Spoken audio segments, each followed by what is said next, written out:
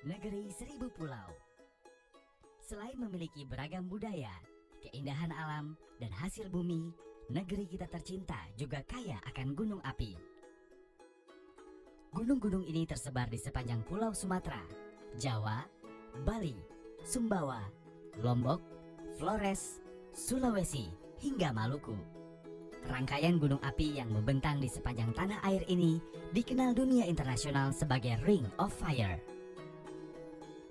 Dengan total gunung berapi sebanyak 127 atau 13% dari jumlah gunung api aktif di dunia.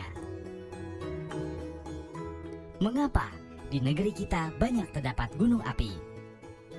Ini karena Indonesia terletak pada pertemuan tiga lempeng tektonik besar, yaitu Eurasia, Indo-Australia, dan Pasifik. Setiap tahun, lempeng Indo-Australia dan Pasifik bergeser beberapa sentimeter. Pergerakan ini menyebabkan magma dapat naik dan membentuk kerucut-kerucut gunung api. Gunung api tersebut dapat mengakibatkan bencana. Contohnya peristiwa erupsi Gunung Tambora di Pulau Sumbawa, tepatnya di Kabupaten Bima, Nusa Tenggara Barat pada April 1815. Ini merupakan erupsi gunung api terdahsyat yang pernah melanda Indonesia. Selain menelan lebih dari 92.000 korban jiwa, erupsi gunung api ini juga mengakibatkan perubahan iklim. Erupsi yang tak kalah dahsyatnya terjadi pada Gunung Krakatau yang berada di Selat Sunda. Gunung yang meletus pada Agustus 1883 itu memicu gelombang tsunami dan mengakibatkan lebih dari 36.000 orang meninggal. Ini hanya 2 kasus erupsi gunung yang terjadi di Indonesia. Masih banyak contoh erupsi gunung api seperti Gunung Merapi, Gunung Kelut, dan Gunung Sinabung. Lalu apa sebenarnya yang membuat gunung api mengalami erupsi? Erupsi gunung ini terjadi karena magma yang tersimpan di kawah yang berada di dalam gunung api menyembur keluar akibat tekanan dan suhu yang tinggi. Dalam keadaan seperti ini, ada banyak bahaya yang bisa mengancam keselamatan penduduk di sekitarnya. Yang pertama adalah aliran piroklastik atau awan panas. Masyarakat lokal di kawasan Gunung Merapi sering menyebutnya sebagai wedus gembel. Awan panas yang berembus dari puncak gunung ke dataran rendah atau lembah ini memiliki kecepatan hingga ratusan kilometer per jam dengan jangkauan aliran mencapai puluhan kilometer. Suhu udara yang dihembuskan oleh awan panas dapat mencapai ratusan derajat Celcius. Kedua adalah leleran lava. Ini merupakan bahan vulkanik cair yang panasnya juga mencapai ratusan derajat Celcius. Tak pelak, semua yang dilaluinya akan hangus terbakar. Ketiga adalah jatuhan piroklastik berupa lontaran material vulkanik sampai hujan abu.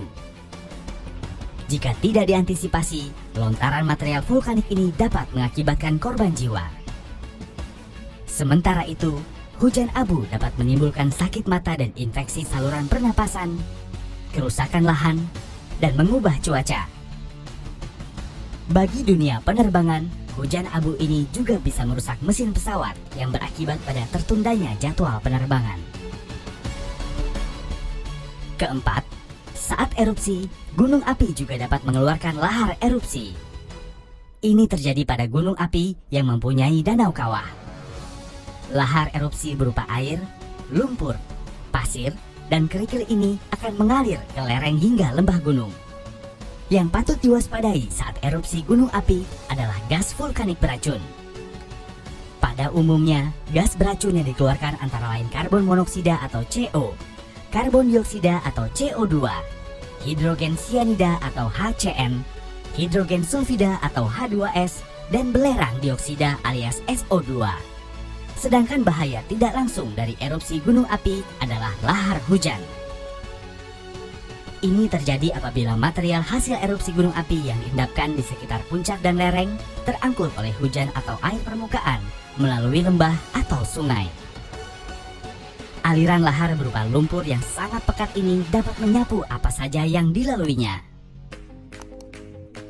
Dengan begitu banyak faktor yang bisa mengancam keselamatan jiwa saat terjadi erupsi gunung api, pemerintah terus berupaya dengan berbagai cara untuk meminimalisasi jatuhnya korban. Salah satunya dengan membagi tingkatan kawasan berdasarkan sejarah kejadian dan identifikasi potensi ancaman bahaya gunung api yang disebut dengan kawasan rawan bencana atau KRB. KRB 3 merupakan kawasan yang sangat berpotensi terlanda awan panas, aliran lava, guguran lava, lontaran batu pijar, dan atau gas beracun. KRB 2 merupakan kawasan yang berpotensi terlanda awan panas, aliran lava, lontaran batu pijar, guguran lava, hujan abu lebat, hujan lumpur panas, aliran lahar, dan atau gas beracun. Lalu, KRB 1 merupakan kawasan yang berpotensi terlanda lahar, tertimpa material jatuhan berupa hujan abu dan atau air dengan keasaman tinggi. Untuk penetapan status aktivitas gunung api, pemerintah memberikan 4 tingkatan. Level 1 atau normal, artinya gunung api tidak memperlihatkan adanya kelainan yang membahayakan. Level 2, waspada. Di level ini, aktivitas gunung api mengalami kelainan baik secara visual maupun instrumental dan gejala vulkanik lainnya. Level 3, siaga. Pada tingkatan ini, perubahan aktivitas gunung api cenderung diikuti erupsi. Level 4, awas. Ini merupakan tingkatan paling tinggi dan biasanya diikuti dengan erupsi.